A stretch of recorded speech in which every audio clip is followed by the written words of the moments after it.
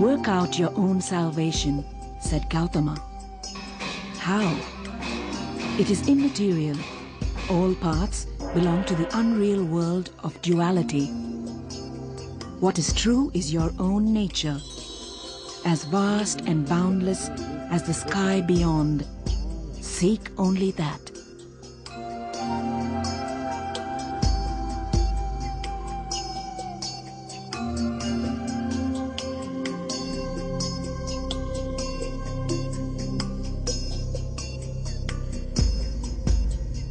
Therefore, we were here in order to discover who we really were and who we were not. And so I was looking from early childhood for a spiritual path which really clearly indicated the way to rediscover our true nature.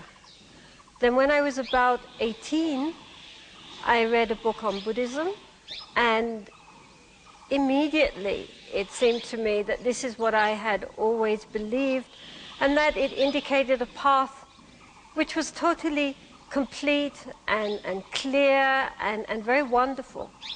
So therefore it made sense to give my whole life to this path and its practice.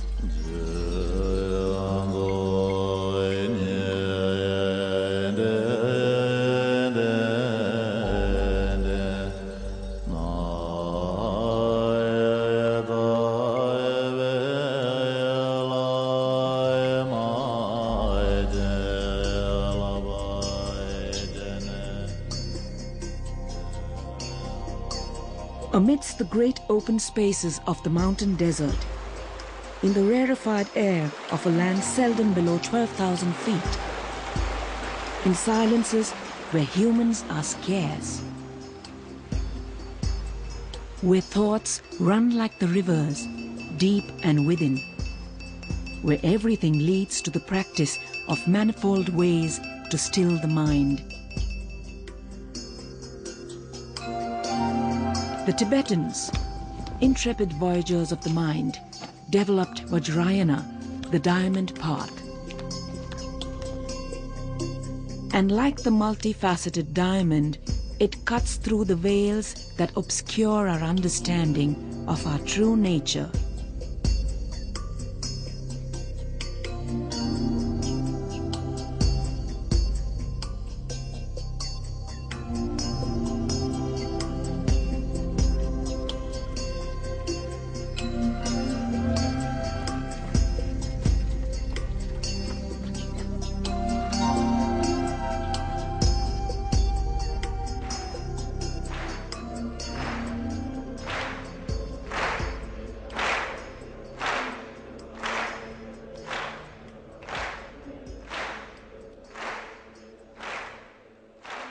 It is the 8th day of the second Tibetan month. Sounds of rehearsal for the annual Cham dances punctuate the cold, crisp morning winds at the Likir monastery in Ladakh.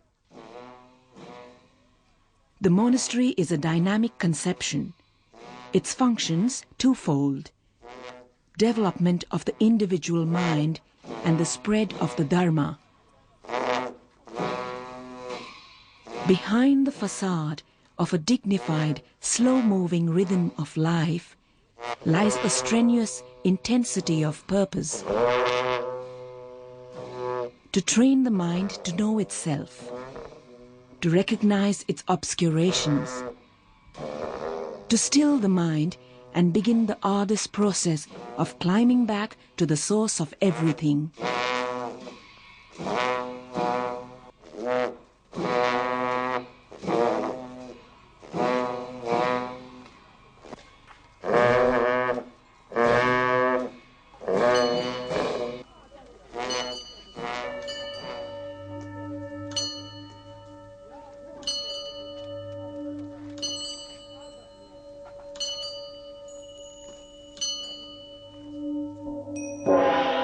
From the time a young man passes through the gates of the monastery, he is surrounded by the constant sound and excitement of ritual.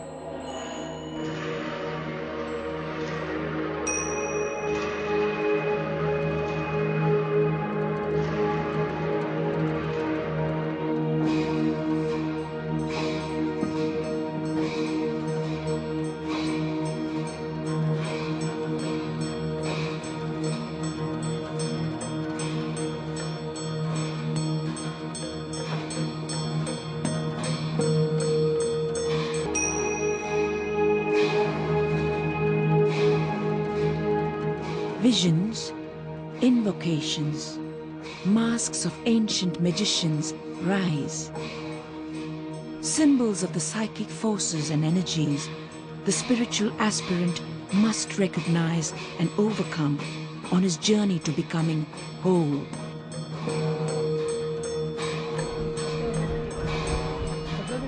For the lay community, these dances, masks and rhythms are an unbroken pledge with the ancient past. They echo in the mind of the participating viewer, evoking ancient memories that bind them together, cleansing accumulated karma and strengthening the resolve to look inwards at their cultural universe.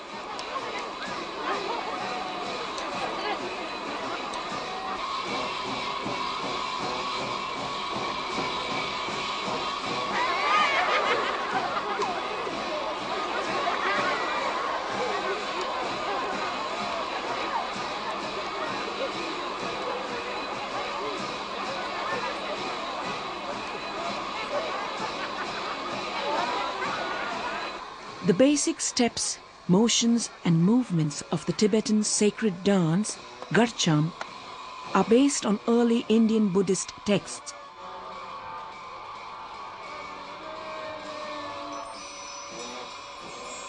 The dances of Cham are a meditation.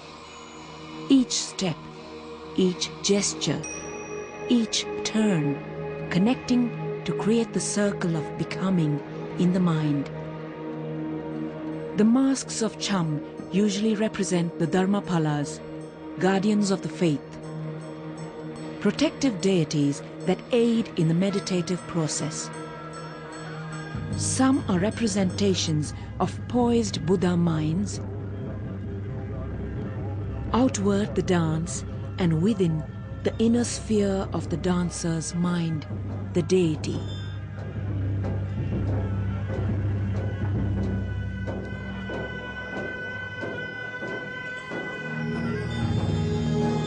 The Tibetans believe that there is a subjective reality of the universe within the mind, externally created by the meditator as the mandala. The feet, the hands and the mind elaborate the multiple aspects of the mandala, the arrangement of this universe. The basic elements of this universe are the deities of meditation.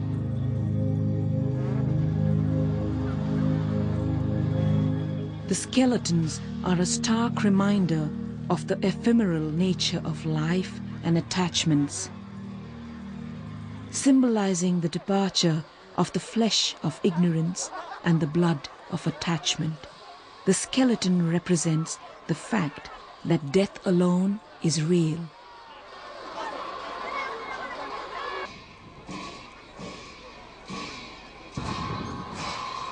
The black hat dancers personified tantric practitioners who used misconceptions and transformed them into the truth. The adornment on top of the hat shows that the tantrika does not discard the worldly cycle of existence in his evolutionary process, but uses it as ornamentation. The hat itself represents the three realms of formlessness, spiritual forms, and desire.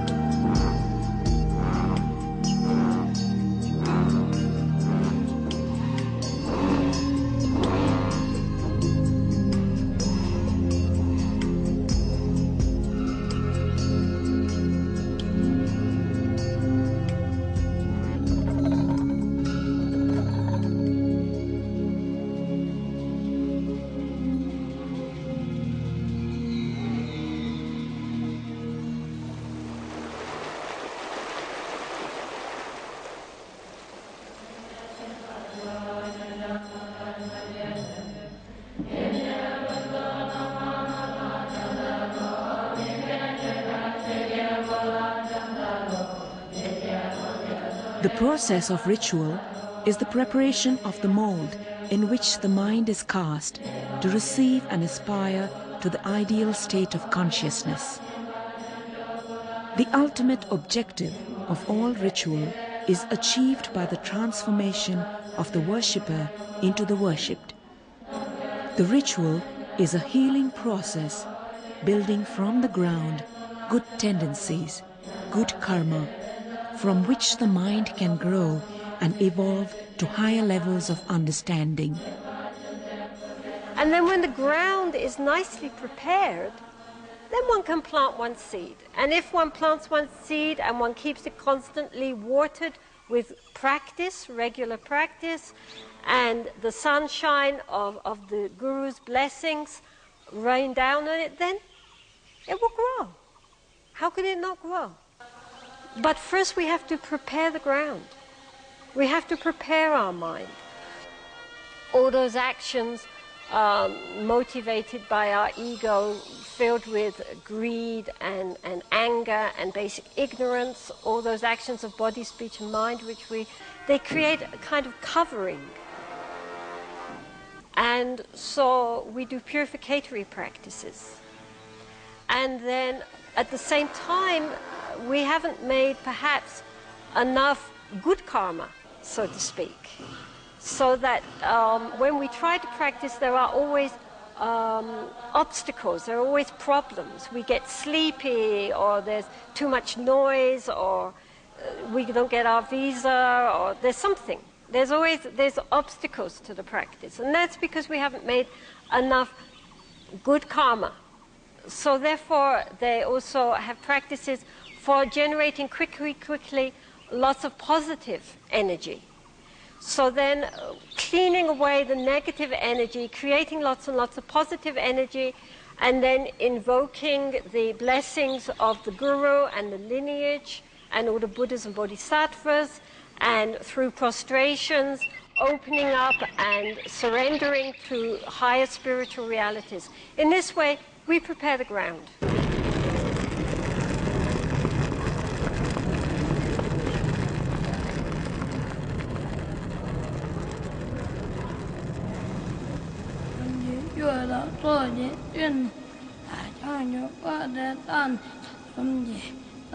So begins the journey of the discovery of our true nature, from existence to divinity, from anguish to Buddhahood. Be still, my mind, and know I am God.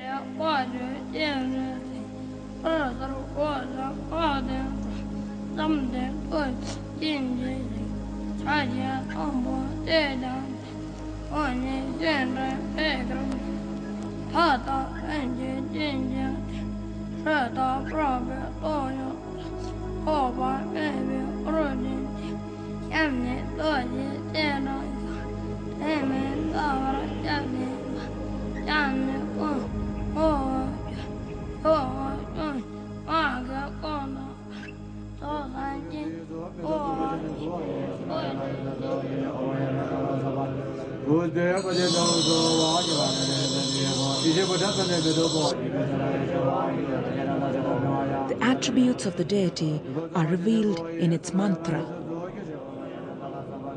The syllables of the mantra indicate the form of the deity. As the mantra is recited, a stirring arises in the mind.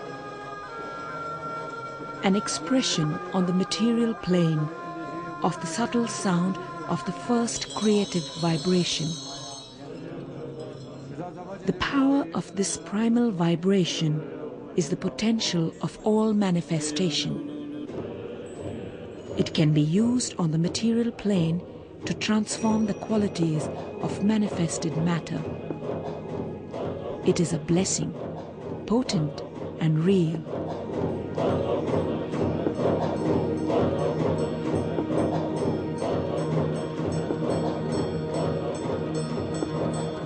The energization of material substance is the goal of this Vajrakilaya ceremony.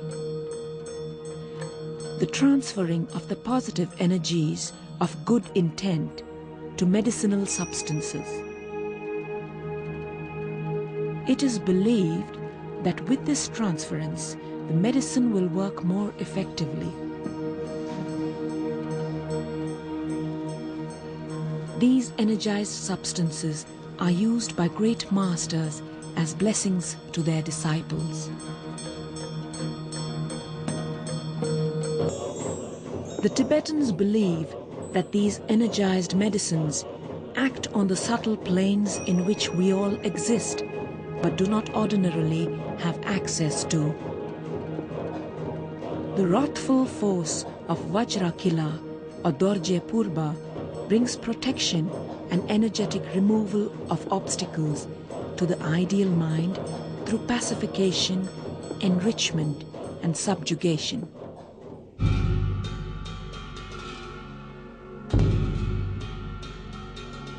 As the forced migrations from Tibet continue, there is a steady stream of people who come across the mountains in search of freedom from tyranny and oppression. They look for understanding, help, and compassion, and it is given to them threefold. The embodiment of compassion of all the Buddhas is visualized in the form of the meditational deity Avalokiteshvara. The living embodiment of this deity of compassion is His Holiness, the Dalai Lama.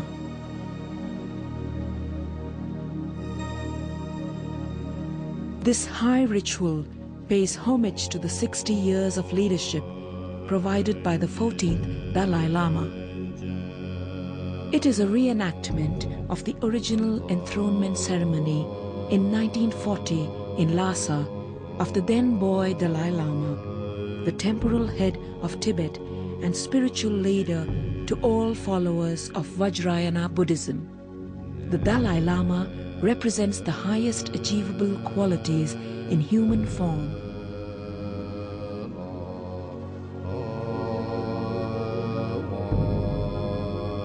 We are Buddha in our potential. Therefore, we can realize the Buddhahood. And then when that is there, then you have to look at what you have. What you have as the immediate manifestation of that potential. And when you find that out, then you naturally find out the immediate shortcoming. Because our potential and our shortcomings are the two sides of the coin. We cannot have totally unrelated weakness, which is unrelated to our strength. We don't have. So our strength and our weakness are the two sides of the coin. And dealing with them by improving our strength and overcoming our weakness, at the same time, overcoming of our weakness will also become the strengthening of ourselves, so that our quality will be more used and more nurtured. So these are the ways that we should deal with our defilements. The method for doing that is quite few. You take perceptions, you take vows, and you follow certain disciplines. Sometimes our masters will also prescribe a particular discipline suitable to us for that particular situation and that particular time, etc. It will depend. It will always depend on the individuals. Individual disciples, individual masters.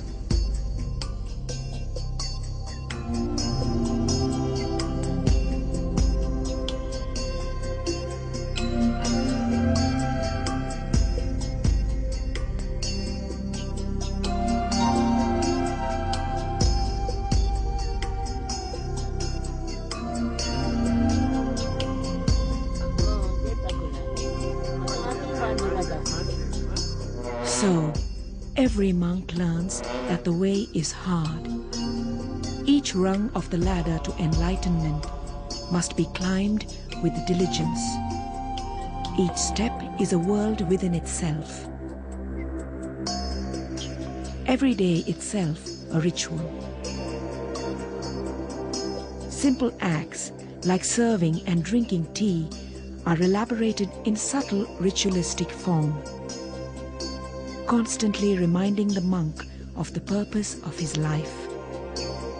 A young monk's day is not just filled with committing the sutras and tantras to memory. He learns that the mudras, chants, making of mandalas and tormas, music and dance are all skillful meditations to inspire the awakening of the mind. Instead of just speaking from your mouth, if you also use your hand, then you can communicate better. So likewise, with the hand gestures or mudras in Dharma practices, probably I believe you can communicate with the deities better. I think that's the meaning of the mudras. That is the purpose of mudras. And of course, to get yourself fully immersed, or fully involved, and fully immersed in your practice.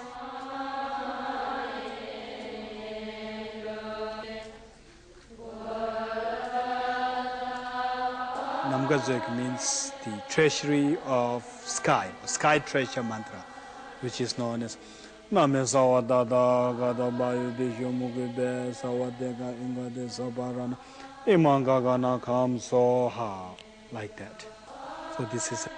Then we have the mudra in offering the 5 different senses, or the water for washing, and water for washing feet, Buddha's feet, water for drinking, and then flower to the eyes, and the dhup or the incense to the nose, and again the allocate, that is the lamp to the eyes, and the scented water to the body, and the fruit for the to the tongue, Buddha's tongue, and the shabda, the music, to the Buddha's ear. So you can say Om Benza Arakan Badam Biben Dube Aloge Gende Nevede Shabda Desire Soha, like that. This is the mudra. These 4 indicates the 4 continents. This in the middle, 2 fingers in the middle, symbolizes Mount Meru. And then here you visualize the sun and the moon. So you're offering the sun and the moon and 4 continents and Mount Meru. And this, what you call the mala, symbolizes the fence around the universe. These are the 2 horns of Garuda, and these are the 2 eyes, and these are the claws of Garuda.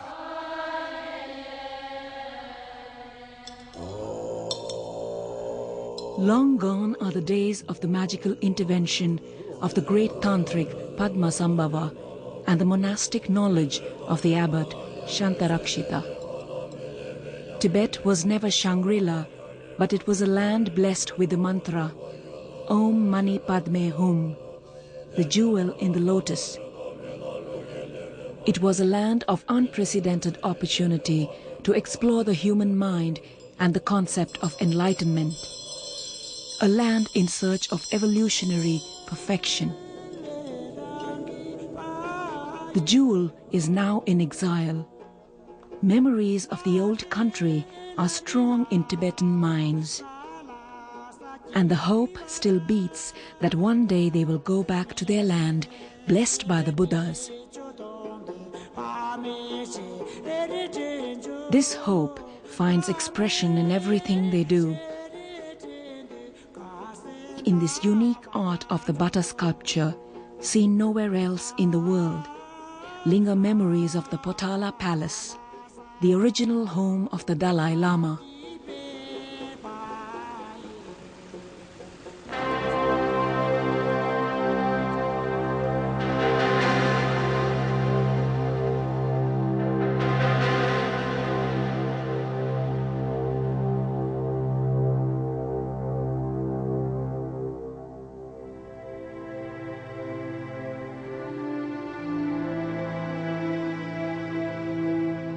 how seriously the situation in Tibet is taken. As His Holiness said, this is not an isolated situation. What happens in Tibet has enormous effect in Asia, obviously. Strategically, Tibet was always the center of Asia, commanded the high plateau, and as long as that high plateau was inhabited by a peaceful, demilitarized people, these great other empires around it had a buffer zone. That buffer zone is no longer there. And we find that all the borders around Tibet, whether it's in the Islam countries to the west of Tibet, whether it's the Russian Empire or the Soviet Union, whatever incarnation that may be to the north, China to the east, and the Indian subcontinent, these great empires find themselves in a very precarious situation right now, and have for the last 40 years. And the fact of the horrific human rights abuses, I mean, I can't help feeling when I speak about Tibet that I'm not only speaking from my own experience, having been there and friends to the Tibetans for so many years now, but I speak for the million Tibetans who have died in the last 40 years. I speak for the hundreds of thousands who have been tortured, continue to be tortured. I speak for the mothers who have been forcefully aborted and sterilized against their will in Tibet, about the monks and nuns who are continually being arrested and tortured and imprisoned. I speak for them, and I can't help but notice the picture of a young boy we have here in the back on this wall of photographs, the Panchen Lama. A young boy of 6 years old when he was kidnapped, which I think was 3 years ago now, was it 4? 3 years? 3 years, and his family, and who have been out of touch, no one knows where they are. The Chinese government only recently even admitted that they had him and his family. And through the enormous force of U.S. government and various other governments and organizations, still we've not been able to pry loose the Panchen Lama, this young boy, who was the youngest political prisoner of conscience in the world. I also must say that the first line of defense in this situation is India. There's a huge responsibility on the Indian people.